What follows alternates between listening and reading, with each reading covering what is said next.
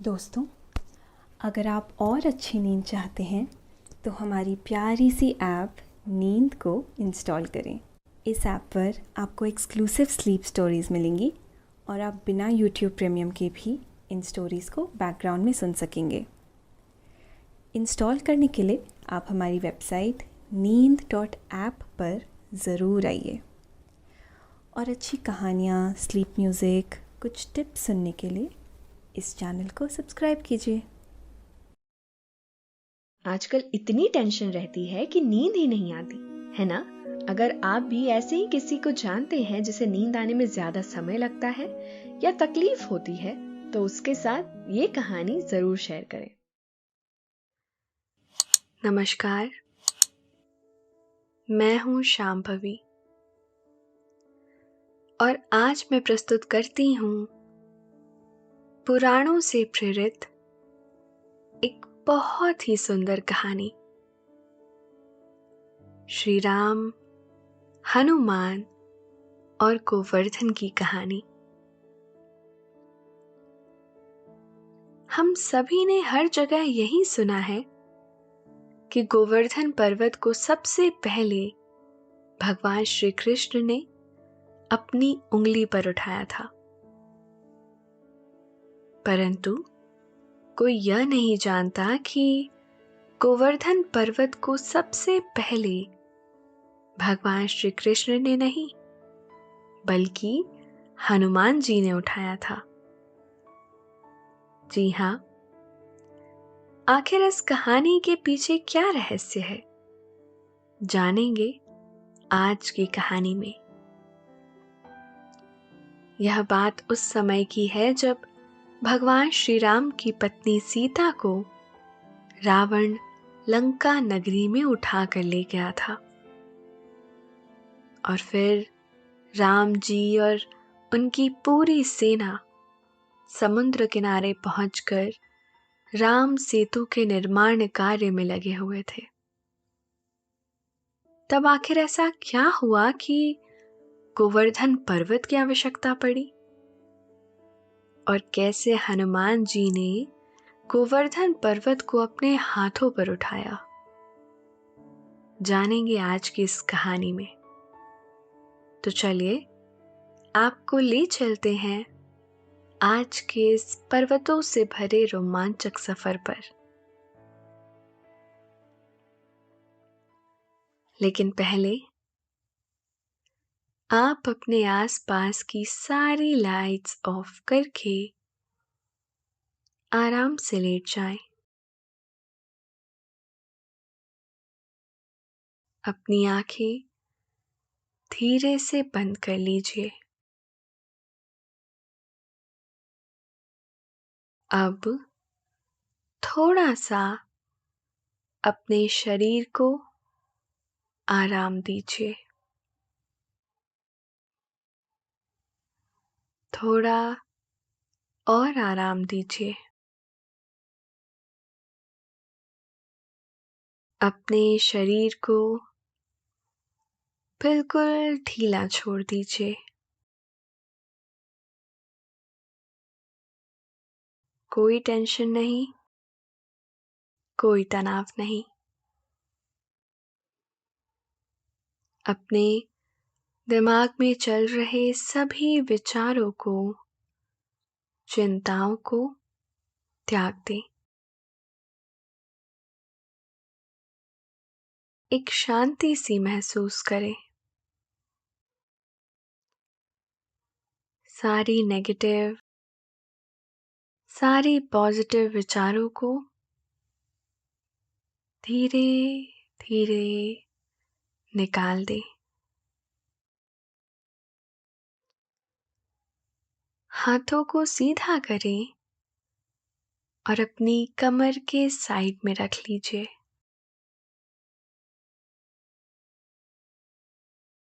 अब अपनी सांस पर ध्यान लगाएं। इसको धीमे या तेज नहीं करना है। बस ध्यान देना है कि कैसे वो आपके अंदर प्रवेश कर रही है और कैसे वो वापस आपके गले और नाक के माध्यम से वापस निकल रही है। आपका मन शांत, एकदम शांत होता जा रहा है। आप अच्छा महसूस कर रहे हैं, खुद को काफी हल्का फील कर रहे हैं। हर तरफ शांति है, सुकून है, खामोशी है। बहुत समय पहले की बात है। भारत में त्रेता युग का काल चल रहा था, जब भगवान श्री राम धरती पर अवतरित हो चुके थे। उस समय भगवान राम एक साधारण मनुष्य के रूप में लीला रच रहे थे और एक वनवासी की भांति जीवन व्यतीत कर रहे थे। रावण उनकी पत्नी सीता को छल से हर कर अपनी लंका नगरी में ले गया था और वहां माता सीता को अशोक वाटिका में एक वृक्ष के नीचे रखा था, जहां पर वो धूप छांव में अपना जीवन काट रही थी, इस उम्मीद में कि एक दिन प्रभु श्री राम जरूर उन तक पहुंचेंगे और रावण को उसके किए का दंड देंगे। भगवान श्री राम भी उन तक पहुंचने का संपूर्ण प्रयत्न कर रहे थे। इसीलिए जब वह और उनकी वानर सेना माता सीता को खोजते खोजते समंदर के किनारे पहुंचे, तो उन्हें पता चला कि समंदर के उस पार एक बहुत विशाल लंका नगरी है जो हर तरीके से समृद्ध है। लंका पर विजय प्राप्त करने के लिए समंदर को पार करना बहुत जरूरी था। सभी ने भगवान श्री राम को उस पार जाने के लिए तरह तरह के सुझाव दिए, परंतु भगवान श्री राम विनम्रता पूर्वक इस काम को करना चाहते थे। जितना हो सके वह हिंसा का प्रयोग नहीं करना चाहते थे। इसीलिए उन्होंने समुद्र से प्रार्थना करने का मन बनाया और लगातार 3 दिनों तक ध्यान में बैठे रहे और समुद्र देवता से प्रार्थना करते रहे कि वे उन्हें समंदर पार करने का रास्ता दिखाएं। परंतु देखते देखते कई दिन बीत गए और समंदर ने भगवान श्री राम की प्रार्थना स्वीकार नहीं की और थककर भगवान श्री राम को क्रोध आ गया और उन्होंने अहिंसा का मार्ग छोड़कर हिंसा का मार्ग अपनाना ही श्रेयस्कर समझा। तब उन्होंने क्रोध में भरकर अपना धनुष निकाल लिया और उस पर एक दिव्य बाण चढ़ा दिया। दोस्तों, अब से आप bed time stories, guided meditations, relaxing music, इन सब का आनंद नींद ऐप पर ही उठा सकते हैं। भगवान श्री राम ने ललकार कर समुद्र को चेतावनी दी कि हे समुद्र, मैंने विनम्रता पूर्वक तुमसे प्रार्थना की कि तुम अपना जल हटाकर मुझे लंका तक जाने का मार्ग दिखाओ, परंतु तुमने मेरी विनम्रतापूर्वक प्रार्थना नहीं सुनी। इसीलिए मैं विवश होकर तुम पर अग्नि बाण का अनुसंधान करने जा रहा हूं। मैं तुम्हारे पूरे जल को ही सुखा दूंगा। तब मुझे तुमसे मार्ग मांगने के लिए प्रार्थना करने की आवश्यकता नहीं पड़ेगी। किसी ने सही कहा है, भय बिन होए न प्रीत। इसीलिए मुझे और रुष्ट मत करो और मुझे लंका तक जाने का मार्ग दिखाओ, अन्यथा तुम्हारे लिए उचित नहीं होगा। और अगर तुमने ऐसा नहीं किया तो मैं यह बाण तुम पर छोड़ दूंगा, जिससे तुम्हारा जल देखते ही देखते सूख जाएगा।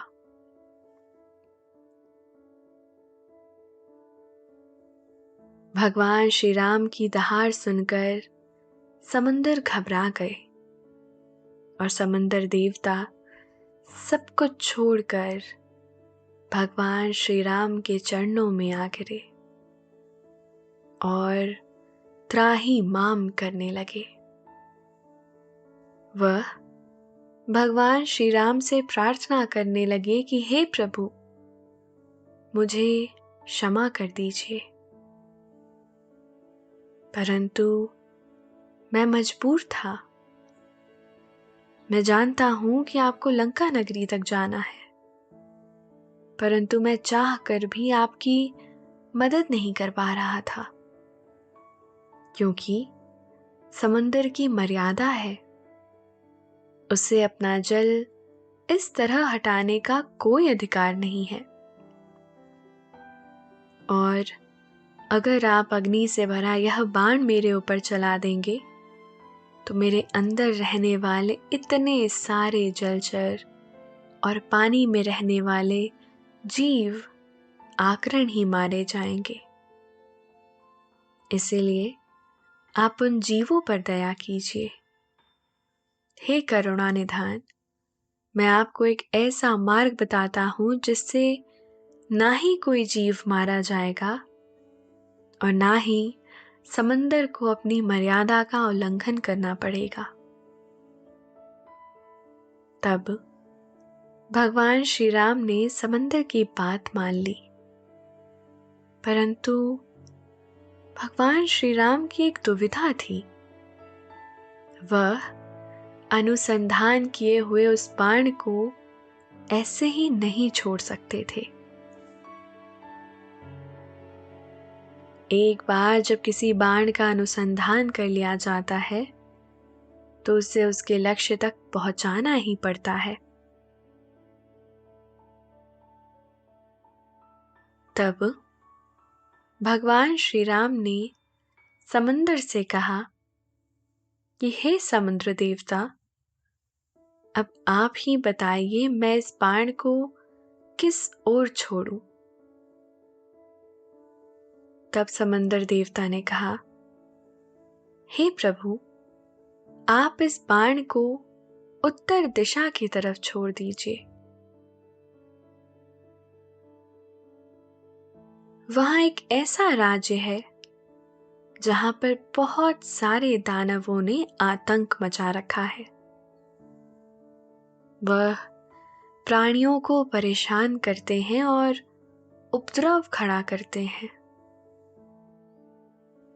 तब भगवान श्री राम ने समुद्र देवता की बात मानकर उस बाण को उत्तर दिशा में छोड़ दिया, जिससे सभी का कल्याण हुआ।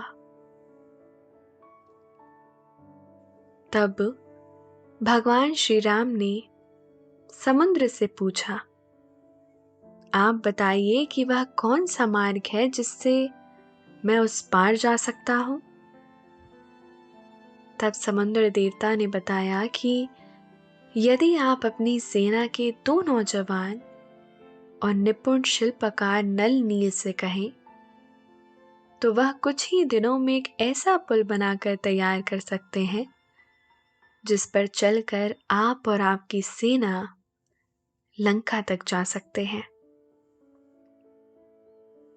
यह पुल आप पत्थरों और वृक्षों की सहायता से भी बना सकते हैं। इसमें मैं और मेरे सभी जीव आपकी सहायता भी करेंगे। भगवान श्री राम को समुद्र देवता की यह युक्ति उचित लगी और तभी उन्होंने नल नील को बुलाकर यह कार्यभार सौंप दिया कि जल्द ही समुद्र देवता के कथन अनुसार ऐसा पुल बनाकर तैयार किया जाए जिससे वो अपनी पूरी सेना के साथ लंका जाकर माता सीता को रावण के जाल से छुड़ा लाए। भगवान श्री राम की आज्ञा पाकर सारी सेना जोश से भर गई। हर वानर के अंदर इतना जोश आ गया कि वह अपने अंदर असीमित बल महसूस करने लगा।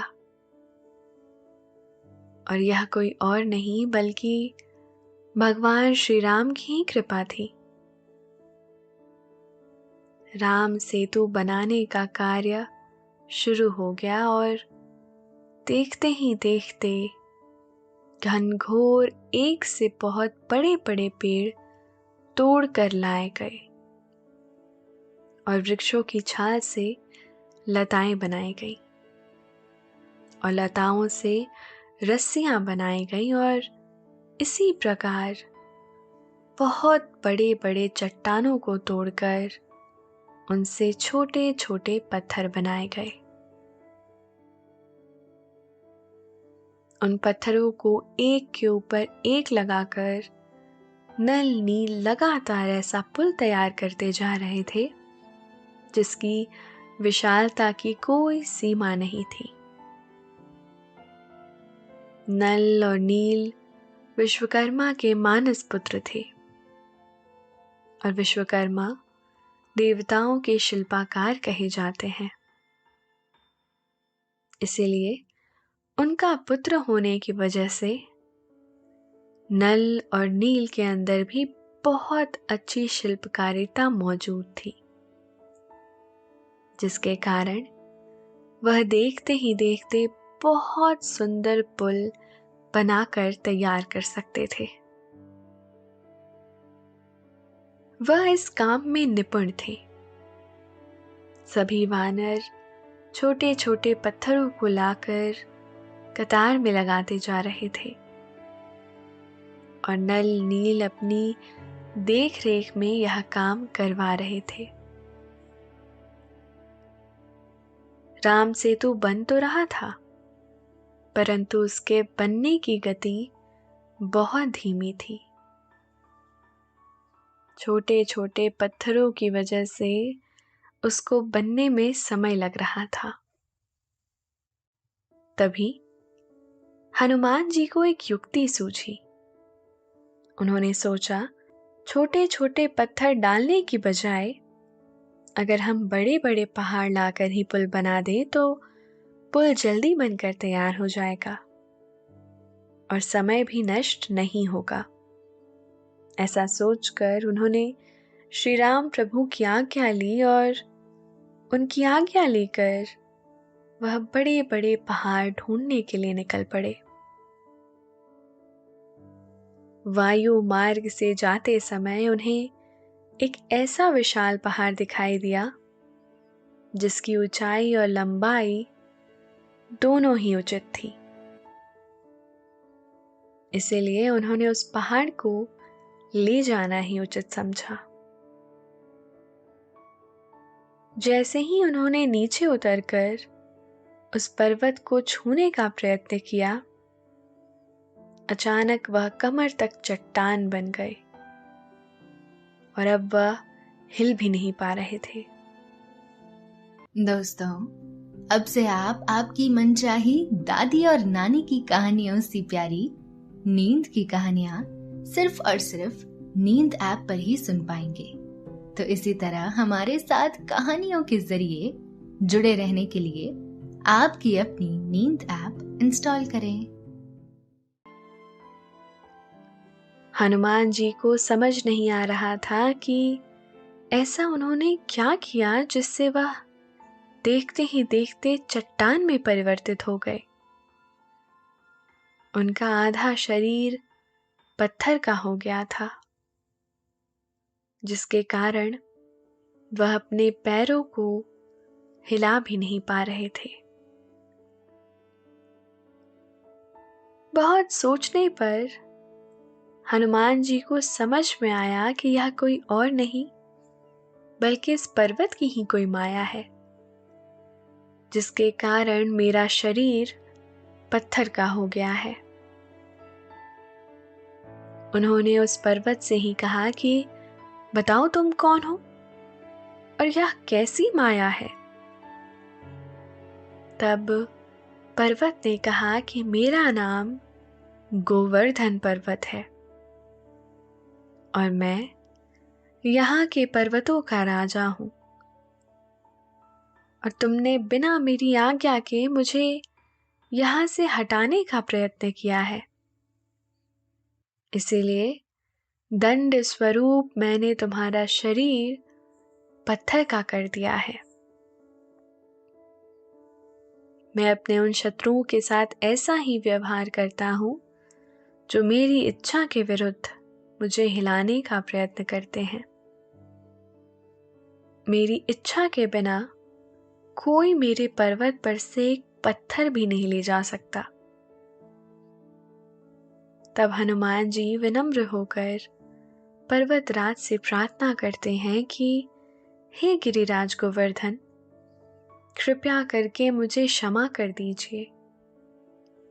मैं चाहूं तो इतनी शक्ति अवश्य रखता हूं कि आपकी इस माया को तोड़कर अभी आपको जबरदस्ती अपने प्रयोजन के लिए ले जा सकता हूं, परंतु मेरा ऐसा स्वभाव नहीं है। इसीलिए मैं विनम्र होकर आपसे प्रार्थना करता हूं कि कृपया आप बुरा ना माने और मेरी बात समझने का प्रयत्न करें। हनुमान जी की विनम्रता को देखकर गिरिराज गोवर्धन सब कुछ समझ गए और उन्होंने हनुमान जी को अपनी माया से मुक्त कर दिया। हनुमान जी का आधा शरीर फिर से मनुष्य का हो गया और तभी हनुमान जी ने गिरिराज गोवर्धन को बताया कि मैं आपको राम काज के लिए ले जाने आया हूं। प्रभु श्री राम अपनी पत्नी को वापस लाने के लिए लंका पर चढ़ाई करने वाले हैं, इसीलिए हमें समंदर को लांघकर लंका तक पहुंचना होगा और उसके लिए हमें एक राम सेतु का निर्माण करना पड़ेगा। वही निर्माण कार्य समंदर किनारे चल रहा है। छोटे छोटे पत्थरों की बजाय मैं बड़े पहाड़ लेने आया था। मुझे आपका यह पर्वत उस कार्य के लिए उचित जान पड़ा, इसलिए मैं आपको ले जा रहा था। अगर इसमें मुझसे कुछ त्रुटि हुई हो तो मुझे क्षमा कर दीजिए। जैसे ही पर्वतराज गोवर्धन ने यह सुना कि हनुमान जी उन्हें प्रभु श्री राम के काम के लिए ले जा रहे हैं, तो उनकी खुशी की कोई सीमा ना रही।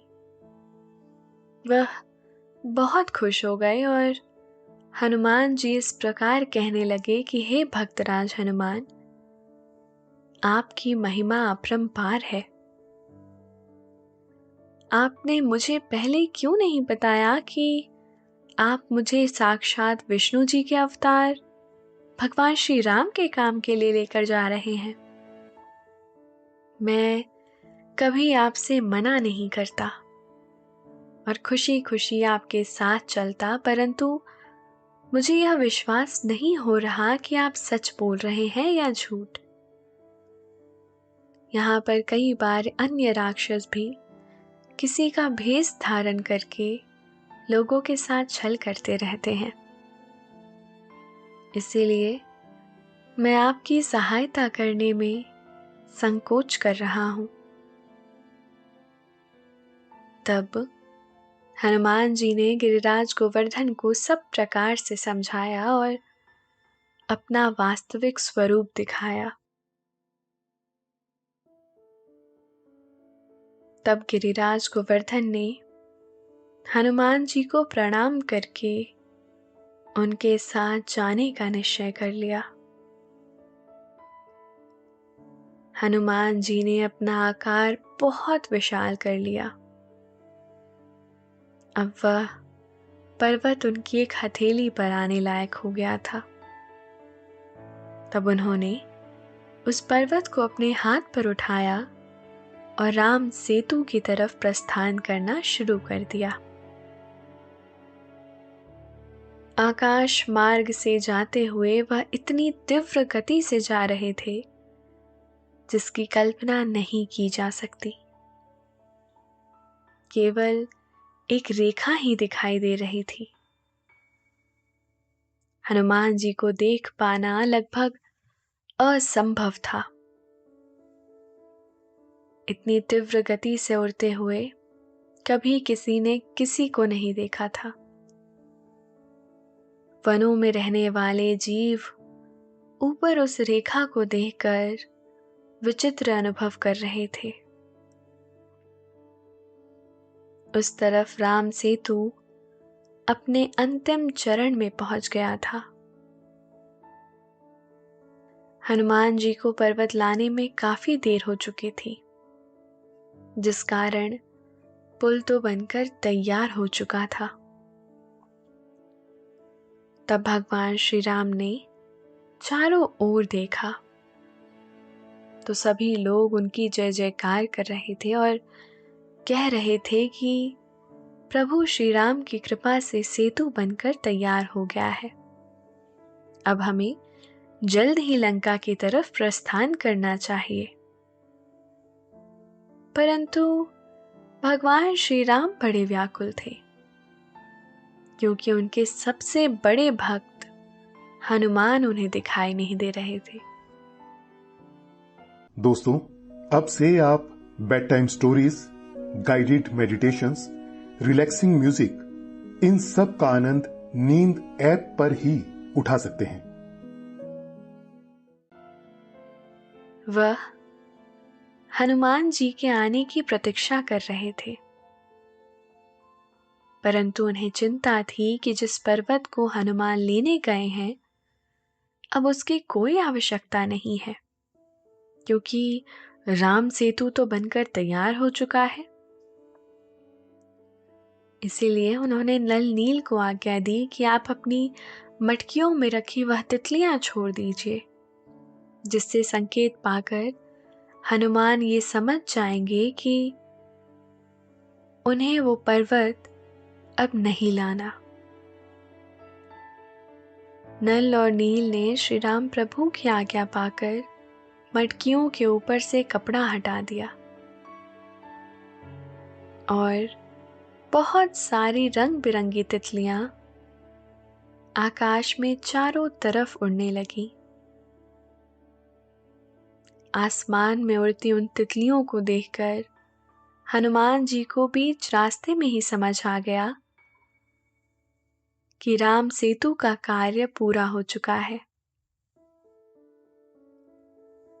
वह बड़ी ही दुविधा में पड़ गए कि अगर राम सेतु का कार्य पूरा हो चुका है तो गिरिराज गोवर्धन को ले जाना व्यर्थ ही होगा। इसीलिए मुझे इन्हें यहीं किसी पवित्र भूमि पर स्थापित करना पड़ेगा। जिस समय वह यह सब सोच रहे थे उस समय वे पवित्र मथुरा नदी के ऊपर से उड़ान भर रहे थे। तो उन्होंने पवित्र मथुरा नदी के किनारे ही गोवर्धन पर्वत को स्थापित करना उचित समझा। इसीलिए उन्होंने नीचे उतरकर गोवर्धन पर्वत को जमीन पर रख दिया।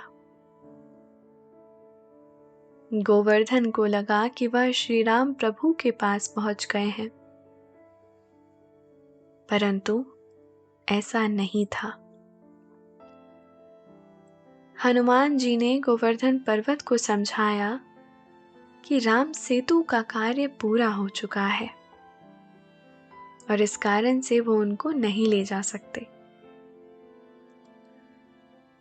तब गोवर्धन ने हनुमान जी से वचन लिया कि हे हनुमान, लगता है मेरे भाग्य में श्री राम प्रभु का स्पर्श नहीं है, इसीलिए कृपया करके आप मुझे वचन दीजिए कि कभी न कभी आप मुझे श्री राम प्रभु का स्पर्श जरूर करवाएंगे। तब हनुमान जी ने गोवर्धन को वचन दिया कि मैं अवश्य ही प्रभु श्री राम से प्रार्थना करूंगा और वह आपका स्पर्श जरूर करेंगे। निश्चिंत होकर हनुमान जी राम जी के पास पहुंच गए और उनको सारी घटना कह सुनाई। तब प्रभु श्री राम ने कहा कि गिरिराज गोवर्धन भक्त शिरोमणि है, इसीलिए मैं उन्हें यह वरदान देता हूं कि इस जन्म में तो नहीं, परंतु द्वापर में जब मैं श्री कृष्ण का अवतार लूंगा तब अपने हाथों से उनका स्पर्श अवश्य करूंगा और उनकी छत्र छाया तले सारे गोकुल को शरण प्राप्त होगी। उनकी सहायता लेकर मैं लोगों का उद्धार करूंगा। तो इस प्रकार कृष्ण अवतार के समय जब इंद्र देवता ने गोकुल वासियों से नाराज होकर उन पर वर्षा और तूफान का प्रहार किया, तब उससे बचने के लिए श्री कृष्ण ने अपनी छोटी उंगली पर गोवर्धन पर्वत को उठा लिया और उसकी छत्र छाया तले सारे गोकुल वासियों की 7 दिन तक रक्षा की। तो दोस्तों, ये थी आज की कहानी श्री राम, हनुमान और गोवर्धन की। आशा है आपको ये आज की कहानी अच्छी लगी होगी। आपने ये कहानी सुनी, अब आपको अच्छा लग रहा है और समय हो गया है आपके सोने का। अब आप धीरे धीरे नींद की ओर बढ़ते जा रहे हैं और नींद आपको अपनी आगोश में समाती जा रही है, समाती जा रही है। शुभ रात्रि।